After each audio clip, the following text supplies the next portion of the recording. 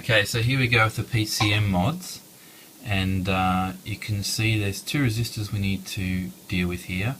Here's the first one, R135, and that's the filter one, so you need to put a jump across that, so a little bit of a wire. And here's R136, that's the one, that's the volume level, and that needs a 1K resistor across it.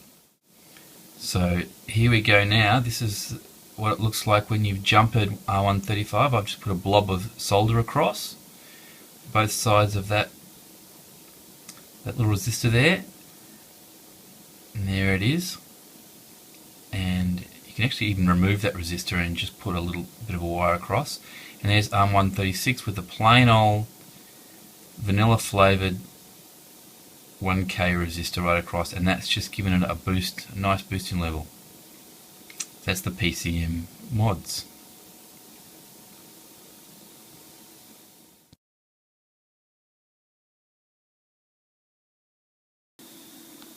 Okay, for the kick drum mod, all it does is take this knob here. It's incredibly simple mod. You'll be shocked at how simple it is. This is the decay knob, the first knob. The second knob is the pitch knob, and the third knob is the click knob. That's for the kicks. This middle knob is the pitch knob. Now all my mod does is make this knob more variable so that it can go much higher than it's previously set. So by default it's set at a particular level, and we can short it out and make it go from the same depth lower to much higher, which makes it much knockier and much thumpier and sends it towards the 909 direction. And the way to do that, if you have a look here, is to short across that first and that middle two prongs on this knob here. So if you just short across it with a piece of wire or with some solder, it takes this knob to then go right up a lot higher than it is set by default. So the easiest way to do that, and how I demonstrated it before, was, I'll just show you like this. These are the actual, those 2 points there, and I brought them down and literally was just demonstrating it in my demo by shorting it with this little piece of wire across. But the easiest way to do it would be to just literally remove these wires and drop a point of solder across there, so you can still go just as low, and you can still go as it was previously. You can still go up to the same height that it was before the mod. But all it allows you then to do is go even higher. So you've got all the variants previously of the kick plus more. So there's no reason to put it on a switch. You just literally solder across those 2 points, and there's your kick mod, and you've got a thumping hell of a kick. Pretty simple, but amazingly effective mod.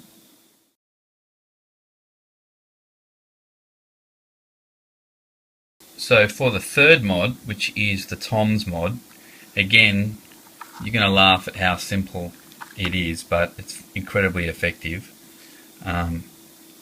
Here's our toms row, which is this third row here, and you've got high pitch, low pitch, and decay.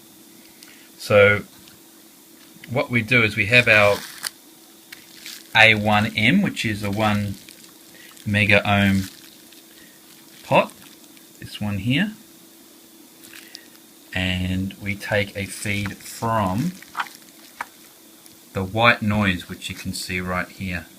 That white noise, take a feed from that, which is this green wire. It goes down and into the center of the three, so it goes into the center tap, and then from the far right hand tap, you take a wire that runs to the top, there it is, the top left hand leg on the top pot. There it is there. Or on here, from the top, it's that top left hand little leg there. I prefer to solder it from the underneath. It's a nice, great big soldering point, easy to drop some solder on, a lot easier than it was to do our little, tiny little surface mount resistors. So that still allows you, when that's all the way left, it's basically turned off and it's not giving any white noise into the tom circuit. So you can just turn your knobs however you want and you have the complete original tom. And then as you start to turn the knob, it starts to add white noise, but it also does it in a very unique way because it seems to filter in the white noise, which is pretty amazing. It's to do with the resistance and the loads that change across from part of the circuit as well. So it's not just a matter of adding white noise, it actually filters it in, so you've got so much variation. And then all the way to the top, it just is pure white noise on that knob there. But actually, it comes across both knobs, it enters the circuit through that top left-hand leg of that pot there. So now I'm going to put this back onto the top of my panel.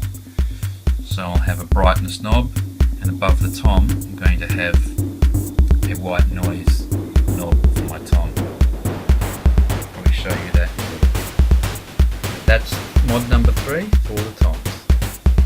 Simple,